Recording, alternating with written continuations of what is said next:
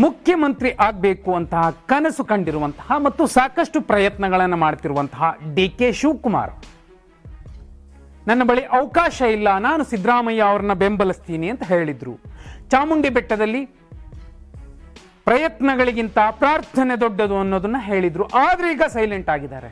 ಆದ್ರೆ ಒಂದು ಲಿಸ್ಟ್ ಸುರ್ಜೇವಾಲಾ ಅವರು ಇಲ್ಲಿಗೆ ಬಂದು ಶಾಸಕರ ಅಭಿಪ್ರಾಯ ಪಡ್ಕೊಂಡೋದ್ರು. ಆ ಸಂದರ್ಭದಲ್ಲಿ ಬೆಂಬಲಿಗರ ಒಂದು ಪಟ್ಟಿಯನ್ನು ಸಿದ್ಧಪಡಿಸಿದ್ರು. ಸಿದ್ದರಾಮಯ್ಯ ಅವರಿಗೆ ಎಷ್ಟು ಜನ ಬೆಂಬಲಿಗರಿದ್ದಾರೆ, ಅವರನ್ನು ಬೆಂಬಲಿಸೋರು, ಅವರು ಮುಖ್ಯಮಂತ್ರಿಯಾಗಿ ಮುಂದುವರಿಬೇಕು ಅನ್ನೋರು, ಡಿ.ಕೆ. ಶಿವಕುಮಾರ್ ಅವರಿಗೆ ಒಂದು ಅವಕಾಶ ಸಿಗಬೇಕು ಅಂತ ಬಯಸ್ತಿರುವಂತವರು ಯಾರು ಅನ್ನುವಂತಹ ರಣದೀಪ್ ಸಿಂಗ್ ಸುರ್ಜೇವಾಲಾ ಅವರ ಪಟ್ಟಿ ದೆಹಲಿ ತಲುಪಿದೆ. ದೆಹಲಿಯಲ್ಲಿ ಇದೀಗ ಚರ್ಚೆ ಆಗ್ತಿದೆ ಅನ್ನುವಂಥದ್ದು ಒಂದು ಸಂಗತಿ. ಯಾಕಂದ್ರೆ ಎಷ್ಟು ಜನ ಇರಬಹುದು ಡಿ.ಕೆ. ಶಿವಕುಮಾರ್ ಅವರನ್ನ ಬೆಂಬಲಿಸುವಂತವರು, ಅವರ ಪರವಾಗಿ ನಿಲ್ಲುವಂತವರು. ತೀರಾ ಇತ್ತೀಚೆಗೆ ಅಂದ್ರೆ ಇದೇ ಚರ್ಚೆ ಆಗ್ತಿರುವಂತಹ ಸಂದರ್ಭದಲ್ಲಿ ರಾಮನಗರದ ಶಾಸಕ ಇಕ್ಬಾಲ್ ಹುಸೇನ್ ಅವರು ಒಂದು ಹೇಳಿಕೆ ಕೊಡ್ತಾರೆ. ಅದು ರಾಷ್ಟ್ರೀಯ ಮಾಧ್ಯಮಗಳಲ್ಲೂ ಕೂಡ ಇದೀಗ ಚರ್ಚೆ ಆಗ್ತಿದೆ. 100 ಶಾಸಕರು ಡಿ.ಕೆ. ಶಿವಕುಮಾರ್ ಅವರ ಬೆನ್ನಿಗೆ ನಿಂತಿದ್ದಾರೆ ಅನ್ನೋ ಮಾತನ್ನ ಹೇಳಿದ್ರು. ಸಾಕಷ್ಟು ರಾಷ್ಟ್ರೀಯ ಮಾಧ್ಯಮಗಳಲ್ಲಿ ಚರ್ಚೆ ಆಗ್ತಿರುವಂತಹ ಸಂಗತಿ ಕೂಡ ಇದೆ. ಡಿ.ಕೆ. ಶಿವಕುಮಾರ್ ಅವರ ಜೊತೆ 100 ಶಾಸಕರಿದ್ದಾರಂತೆ, ಇನ್ನು 35 ಶಾಸಕರು ಮಾತ್ರ ಸಿದ್ದರಾಮಯ್ಯ ಅವರ ಬೆನ್ನಿಗೆ ನಿಂತಿರಬಹುದು ಅನ್ನುವಂತಹ ಕಪೋಲ ಕಲ್ಪಿತ ಚರ್ಚೆಗಳು ನಡೀತಿವೆ ರಾಷ್ಟ್ರೀಯ ಮಾಧ್ಯಮದಲ್ಲಿ. ಆದರೆ ವಾಸ್ತವ ಏನು? ಎಷ್ಟು ಜನ ಸಿದ್ದರಾಮಯ್ಯ ಅವ್ರ ಜೊತೆಲಿ ನಿಲ್ತಾರೆ, ಎಷ್ಟು ಜನ ಡಿ.ಕೆ. ಶಿವಕುಮಾರ್ ಅವ್ರ ಜೊತೆಲಿ ನಿಲ್ತಾರೆ? ದೆಹಲಿಯಲ್ಲಿ ಪಡಸಾಲೆಯಲ್ಲಿ ಚರ್ಚೆ ಆಗ್ತಿರುವಂಥದ್ದು ಮತ್ತು ಸುರ್ಜೇವಾಲಾ ಅವರು ಬರ್ಕೊಂಡು ಹೋದಂತಹ ಡೈರಿಯ ಪಟ್ಟಿಯಲ್ಲಿ ಇರುವಂತಹ ಹೆಸರುಗಳು ಯಾವುವು? ಅತ್ಯಂತ ಆತ್ಮೀಯರು ಅನ್ನುವಂತಹ ಕೆಲವರು, ಎಕ್ಸಾಂಪಲ್ ಲಕ್ಷ್ಮೀ ಹೆಬ್ಬಾಳ್ಕರ್ ಅವರನ್ನ ಮಾಧ್ಯಮದವರು ಕೇಳಿದ್ರು, ನೀವು ಡಿ.ಕೆ. ಶಿವಕುಮಾರ್ ಅವರನ್ನ ಬೆಂಬಲಿಸ್ತೀರಾ, ಸಿದ್ದರಾಮಯ್ಯ ಅವರನ್ನ ಬೆಂಬಲಿಸ್ತೀರಾ ಅಂತ. ಹೈಕಮಾಂಡ್ ಯಾರನ್ನ ಹೇಳುತ್ತೋ ಅವರನ್ನ ನಾವು ಬೆಂಬಲಿಸ್ತೀವಿ ಅನ್ನೋ ಮೂಲಕ ಜಾಣ್ಮೆಯ ಉತ್ತರವನ್ನ ಕೊಟ್ಟಿದ್ರು. ಆದರೆ ನೋಡಿ, ನಮಗೆ ಸಿಕ್ಕಿರುವಂತಹ ಪಟ್ಟಿ ಯಾರೆಲ್ಲ ಇದ್ದಾರೆ, ನೇರವಾಗಿ ಡಿ.ಕೆ. ಶಿವಕುಮಾರ್ ಅವರು ಮುಖ್ಯಮಂತ್ರಿ ಆಗಬೇಕು ಅಂತ ಬಯಸುವವರು.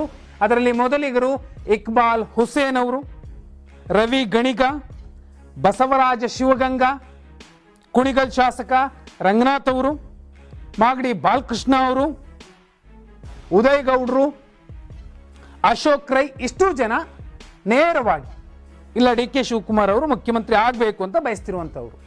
ಪರೋಕ್ಷವಾಗಿ ಸಿದ್ದರಾಮಯ್ಯ ಅವರ ಭಯಕ್ಕೋ ಅಥವಾ ಅಹಿಂದ ಮತಗಳು ನಾಳೆ ನಮ್ಮನ್ನ ಸೋಲಿಸ್ತವೆ ಅನ್ನೋ ಭಯಕ್ಕೋ ಪರೋಕ್ಷವಾಗಿ ಡಿ.ಕೆ. ಶಿವಕುಮಾರ್ ಅವರ ಪರವಾಗಿ ನಿಂತಿರುವಂಥವರು ಇನ್ನು 7 ಜನ. ಯಾರು? ಎನ್.ಎ. ಹ್ಯಾರಿಸ್ ಅವರು, ಸಿ.ಪಿ. ಯೋಗೇಶ್ವರ್ ಅವರು, ಮಾಲೂರು ನಂಜೇಗೌಡರ ಹೆಸರು ಕೂಡ ಇದೆ. ಅವರು ಬಹುಪಾಲು ಸಿದ್ದರಾಮಯ್ಯ ಅವ್ರ ಜೊತೆಯಲ್ಲಿ ಗುರುತಿಸ್ಕೊಂಡಿದ್ದಾರೆ.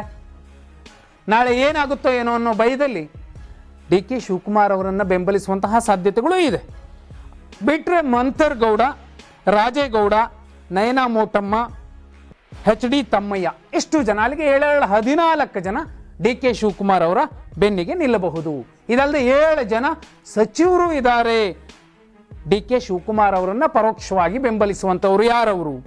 ಲಕ್ಷ್ಮೀ ಹೆಬ್ಬಾಳ್ಕರ್, ಚಲುರಾಯ ಸ್ವಾಮಿ, ಎಂ.ಸಿ. ಸುಧಾಕರ್, ಮಂಕಾಳ್ ವೈದ್ಯ, ಮಧು ಬಂಗಾರಪ್ಪ, ಶಿವಾನಂದ ಪಾಟೀಲ್. ಇಷ್ಟು ಜನ ಡಿ.ಕೆ. ಶಿವಕುಮಾರ್ ಅವರು ಮುಖ್ಯಮಂತ್ರಿ ಆಗಬೇಕು ಅಂತ ಪರೋಕ್ಷವಾಗಿ ಬೆಂಬಲಿಸುತ್ತಿರುವಂಥವರು ಅನ್ನುವಂಥದ್ದು ದೆಹಲಿಯ ಪಡಸಾಲೆಯಲ್ಲಿ ಚರ್ಚೆ ಆಗ್ತಿರುವಂತಹ ಸಂಗತಿ. ಇವರನ್ನ ಬಿಟ್ಟು ಇನ್ನೂ ಇಬ್ಬರಿದ್ದಾರೆ. ಅವರು ಒಬ್ರು ತನ್ವೀರ್ ಸೇಠ್, ಮೈಸೂರು ನಗರದ ಶಾಸಕರು, ಸಿದ್ದರಾಮಯ್ಯ ಅವರ ಪರವಾಗಿ ಸಾಕಷ್ಟು ಬ್ಯಾಟ್ ಬೀಸ್ತಿದ್ರು. ಆದರೆ ಇತ್ತೀಚೆಗೆ ಎಲ್ಲೋ ಒಂದು ಸಣ್ಣ ಮನಸ್ತಾಪ ಆಗಿರಬಹುದು. ಆ ಕಾರಣಕ್ಕೋಸ್ಕರ ಡಿ.ಕೆ. ಶಿವಕುಮಾರ್ ಅವರ ಪರವಾಗಿ ಅವರು ನಿಲ್ಲಬಹುದು ಅನ್ನುವಂಥದ್ದು ಪರೋಕ್ಷವಾಗಿ. ಅಲ್ಲದೆ ಗೊಂದಲದಲ್ಲಿರುವಂಥವ್ರು ಇವ್ರನ್ನ ಬಿಟ್ಟರೆ ದರ್ಶನ್, ಧ್ರುವನಾರಾಯಣ ಕೂಡ ಎಲ್ಲೋ ಒಂದು ಕಡೆ ಡಿ.ಕೆ. ಶಿವಕುಮಾರ್ ಅವರ ಪರವಾಗಿ ನಿಲ್ಲಬೇಕು, ಸಿದ್ದರಾಮಯ್ಯ ಅವರನ್ನು ಬೆಂಬಲಿಸಬೇಕು ಅನ್ನುವಂತಹ ಗೊಂದಲದಲ್ಲಿದ್ದಾರೆ. ಅಲ್ಲಿಗೆ 23 ಶಾಸಕರು ಮಾತ್ರ ಡಿ.ಕೆ. ಶಿವಕುಮಾರ್ ಅವರ ಪರವಾಗಿ ನಿಲ್ಲಬಹುದು. ಇನ್ನುಳಿದಂತೆ 120 ಶಾಸಕರು, ಅದರಲ್ಲಿ 20 ಶಾಸಕರು ತಟಸ್ಥವಾಗಿ ನಿಲ್ತಾರೆ. ಅಸಲಿಗೆ 100 ಶಾಸಕರು ನಿಂತಿರುವಂಥದ್ದು, ಜೊತೆ ಇರುವಂಥದ್ದು ಸಿದ್ದರಾಮಯ್ಯ ಅವರ ಜೊತೆಯಲ್ಲಿ. ಅಲ್ಲಿಗೆ ಹೈಕಮಾಂಡ್ ಮುಖ್ಯಮಂತ್ರಿಯಾಗಿ ಯಾರನ್ನ ಉಳಿಸುತ್ತೆ ಅಥವಾ ಯಾರನ್ನ ಬದಲಿಸಬೇಕು ಅಂತ ನಿರ್ಧರಿಸುತ್ತೆ ಅನ್ನುವಂಥದ್ದು ಈ ನಂಬರ್ ನೋಡಿದ್ರೆ ನಿಮಗೆ ಗೊತ್ತಾಗುತ್ತೆ. ಇಷ್ಟಾದ ಮೇಲೂ DK ಶಿವಕುಮಾರ್ ಅವರನ್ನ ಹೈಕಮಾಂಡ್ ಮುಖ್ಯಮಂತ್ರಿ ಮಾಡುವಂತಹ ಸಾಧ್ಯತೆ ಇದೆಯಾ ಅಥವಾ ನವೆಂಬರ್ನ ನಂತರ DK ಶಿವಕುಮಾರ್ ಅವರು ಮತ್ತೊಂದು ಸುತ್ತಿನ ಪ್ರಯತ್ನ ಮಾಡಬಹುದಾ? ಕಮೆಂಟ್ ಮಾಡಿ.